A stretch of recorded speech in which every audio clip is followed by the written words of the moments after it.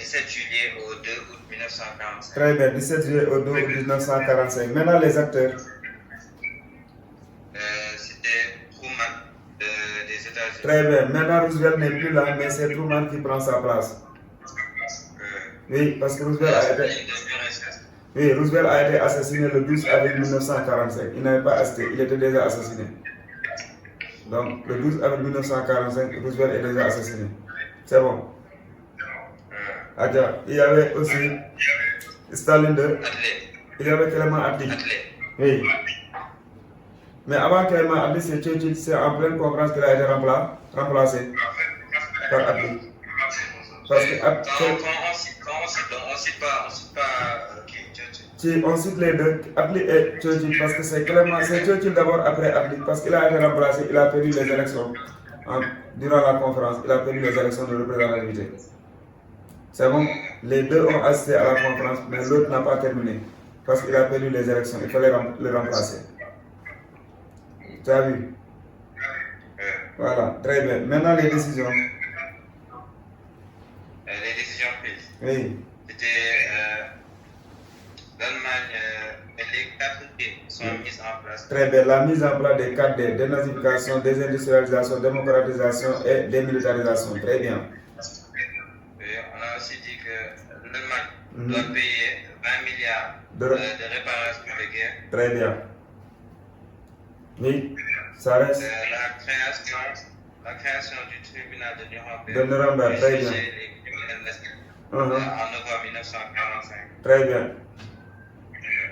Oui. L'Allemagne, Berlin et l'Autriche sont divisées, chacune en 4 zones d'occupation. Oui. Amérique, soviétique, britannique et française. Et française, très bien. L'Allemagne sera divisée en 4 zones, de même que Berlin, très bien. La frontière entre l'Allemagne et la Pologne est désormais fixée le long de la ligne Odernest,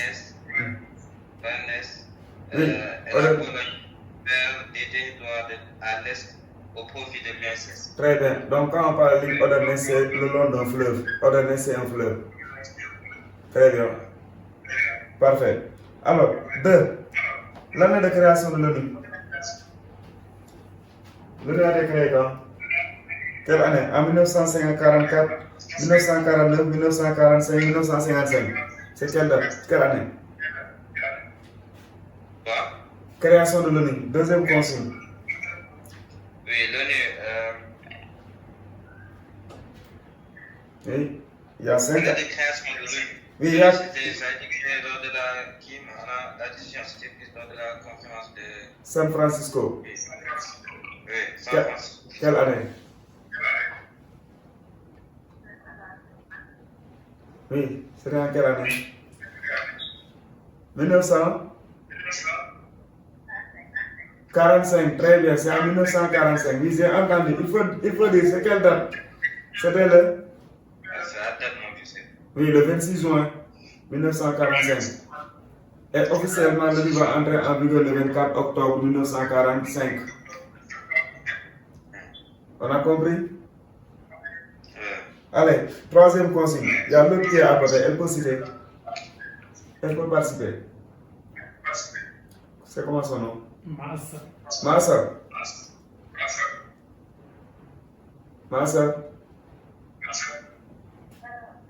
Oui, si tu entends, tu peux participer. Troisième consigne, citer les organes de fonctionnement de l'ONU. Lamine. Oui. Allez, tu peux citer les organes de fonctionnement de l'ONU. Les organes sont les organes, il y a les organes centraux. Oui. Qui sont l'Assemblée générale. L'Assemblée générale. Conseil d'exécutif. Très bien. Le secrétariat général. Oui. Conseil économique et social. Oui. Cour internationale de justice. Oui. Mais il y a aussi le conseil. Il y a des organes spécialisés. Non, avant les organes, il y a le conseil de tutelle. Il y a 6 organes. Le conseil de tutelle. Le conseil de tutelle. Conseil de tutelle. Il y a 6 organes. Conseil de tutelle, c'est bon?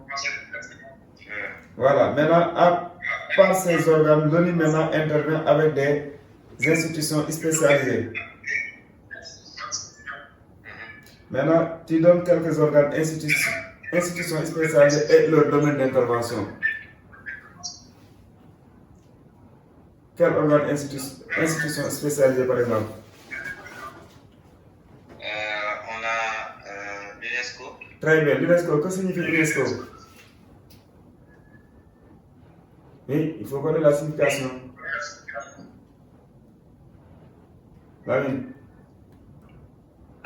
C'est l'Organisation des Nations Unies pour l'éducation, la science et la culture. Oui, il faut retenir l'éducation, la science et la culture. C'est bon? Oui, c'est en général des sigles en anglais. C'est-à-dire en anglais. Écoute attentivement, en anglais. Lamine. En anglais, ça veut dire United Nations for Education, Sciences, Culture Organization. Le O c'est organisation, mais c'est en anglais, organisation. C'est la traduction en français, on dit l'Organisation des Nations Unies pour l'éducation, la science et la culture. Mais en anglais, c'est United Nations for Education, Sciences, Culture Organization. Tu as vu? C'est les sigles en anglais, mais je vous donne la traduction en français pour vous mettre à l'aise. C'est bon? Voilà, ça c'est dans quel domaine d'intervention? Oui, UNESCO, c'est quel domaine d'intervention? Est-ce que c'est le domaine économique? UNESCO. Oui, c'est quel domaine? Oui, elle intervient dans quel domaine? Dans le domaine? Social. Oui, dans le domaine social, très bien, c'est dans le domaine social. Très bien, c'est dans le domaine social. Parfait. Quel autre? FAO. FAO, qui signifie quoi? Organisation des Nations Unies. Oui, Organisation des Nations Unies. Pour l'alimentation. Très bien, et l'agriculture. Tu as vu le FAO, ça veut dire que c'est un sigle en anglais. Ça veut dire Food Agriculture Organization. Food. Tu as vu en anglais, Food Agriculture Organization. Mais en français, c'est l'Organisation des Nations Unies pour l'agriculture et l'alimentation. Tu as compris maintenant? C'est vrai que la langue de travail au niveau international, c'est l'anglais. Donc, ils donnent les sigles en anglais, mais à côté, il y aura une traduction en français.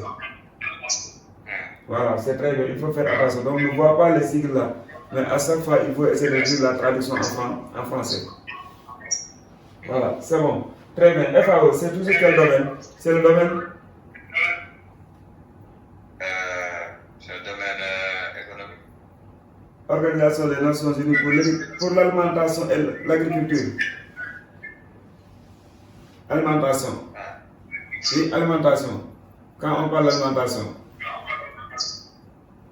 Quand on parle d'alimentation, on parle de... C'est le volet social. Social. Oui, alimentation. On nourrit la population. L'alimentation de la population, c'est social. Parce que les produits de l'agriculture sont destinés à l'alimentation.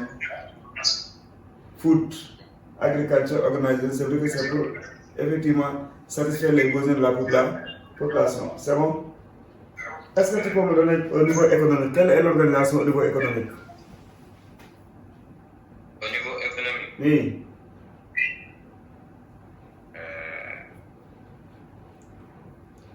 Oui. Qu'est-ce qui régule le commerce mondial? L'OMC. Tu connais l'OMC? Oui. C'est l'Organisation mondiale du commerce. La ligne. OMC, c'est l'Organisation mondiale du commerce. Qui régule les échanges au niveau. C'est la santé. L'Organisation mondiale de la santé. Ça, c'est le domaine social. Oui, OMS, c'est pour la santé, c'est social. C'est bon?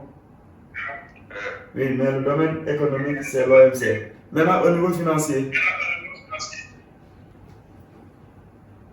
Au niveau financier, quelle structure? Hein? FMI. Très bien, le FMI. Qui signifie quoi? La finance mondiale internationale. C'est le Fonds monétaire international. Fonds avec S, Fonds monétaire international. C'est bon? Oui. Le Fonds monétaire international est aussi la Banque mondiale. Voilà les deux au niveau financier.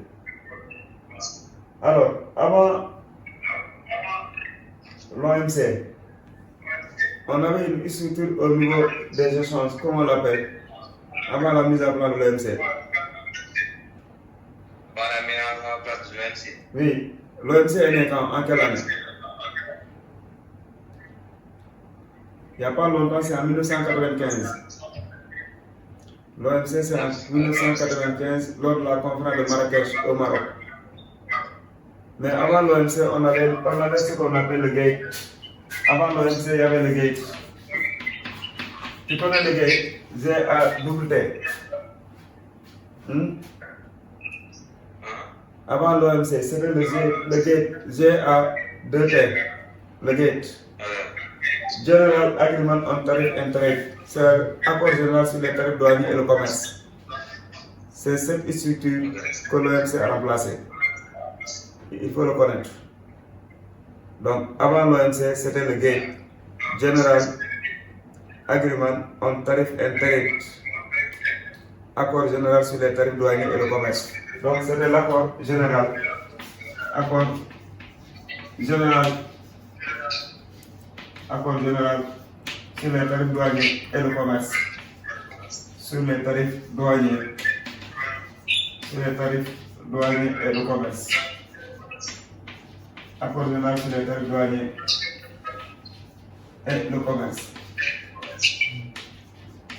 Donc, c'était ça le GATE qui a remplacé, que maintenant l'OMC a remplacé en 1995 lors de la conférence de Marrakech au Maroc. L'OIT, c'est l'Organisation internationale du travail. Très bien. Ça, c'est au niveau. Oui, OIT ici. OIT, Organisation internationale du travail. Très bien. Parfait. Elle peut intervenir si elle veut. Oui, très bien. OIT, c'est au niveau international. Parmi les organisations intervenant dans le domaine social, il y a aussi l'OIT, l'Organisation internationale du travail. Voilà. Là aussi, on peut noter. C'est bon? Voilà. Maintenant, on peut passer à l'exercice.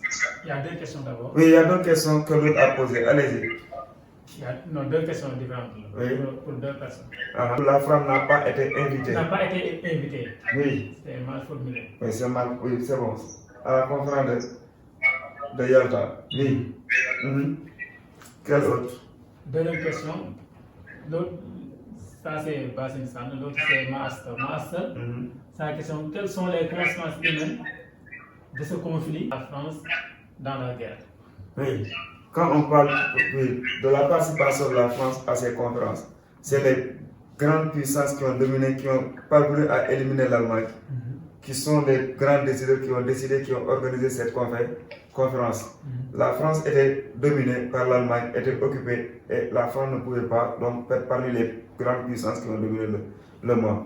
Donc on se rappelle de l'appel du 18 juin 1941 de De Gaulle. J'appelle à tous les Français, là où qu'ils soient, à venir.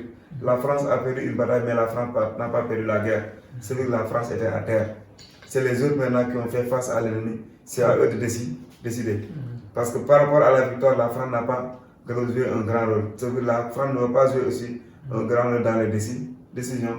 C'est pourquoi la France n'a pas été invitée à ces conférences. Il fallait que les trois grandes puissances qui ont dominé, ce sont ces États qui ont le droit de décider. Alors que la France était anéantie par l'Allemagne déjà. Seul était debout, il y avait maintenant le Royaume-Uni, il y avait l'URSS et il y avait les États-Unis. Donc la France était là-bas. Même si c'était dans le camp des Alliés, mais par rapport aux décisions, elle ne pouvait pas y participer. Voilà. L'autre, c'était par rapport à... Quelles sont les conséquences humaines de ce Oui, les conséquences. On a dit que la guerre a un bilan très lourd. on a estimé le bilan entre 50 et 60 millions. 50 et 60 millions de morts. Le bilan humain, c'est entre 50 et 60. Il n'y a pas un bilan fixe, mais on sait que ça a dépassé 50 millions de morts. Et qu'est-ce qu'on peut retenir? Parmi ces 50 millions de morts, plus de la moitié sont des civils. Et pourquoi 50 millions plus de la moitié des civils? Parce que c'est dû à la tactique de guerre, la stratégie, le bombardement des villes. Quand on bombarde une ville, ce n'est pas les militaires qui sont ciblés, c'est les civils. Et dans les villes, l'écrasante majorité de la population, c'est les civils. On a l'exemple d'Hiroshima et de Nagasaki. Rien qu'avec ces deux villes, Hiroshima et Nagasaki, c'est 200 000 morts. 130 000 pour Hiroshima et 30 000 pour Nagasaki. L'ensemble des deux villes, 200 000 morts déjà, pour une population d'une ville anéantie. Donc les atrocités, c'est dû à ça aussi. Aussi le projet d'Hitler, 6 millions de juifs exterminés dans les camps de concentration. C'est que les juifs, ce n'étaient pas des soldats, mais c'était des civils. Hitler avait un projet d'extermination et dans les camps de concentration, c'est des juifs qui étaient concentrés. Donc pourquoi le bilan est plus du côté des civils que des militaires? Voilà. Le rôle de la France dans la guerre. Oui, le rôle de la France. La France n'a pas joué un grand rôle, parce que la France s'était focalisée essentiellement sur ses anciennes colonies, les terroristes sénégalais, les anciens combattants. La France a puisé au contraire à partir de ses anciennes colonies. Alors que les autres, ils ont une force armée bien organisée. La Russie, par exemple, n'est pas venue en Afrique prendre des soldats. Mais la France, il fallait à partir de l'Afrique, donc prendre ces soldats pour faire face à la guerre. Le rôle, ce n'était pas déterminant. C'est pourquoi aussi, logiquement, lors des décisions, la France ne pourra pas participer. Voilà. C'est bon, c'est ça les questions. Allez, non, c'est déjà d'autres questions. Allez, Lamine. Lamine. Oui. Alors, l'exercice maintenant, les commentaires. On peut aller directement aux commentaires. Allez, quel titre tu as proposé? On a dit pour ça. Ou bien tu vas lire le texte ou bien?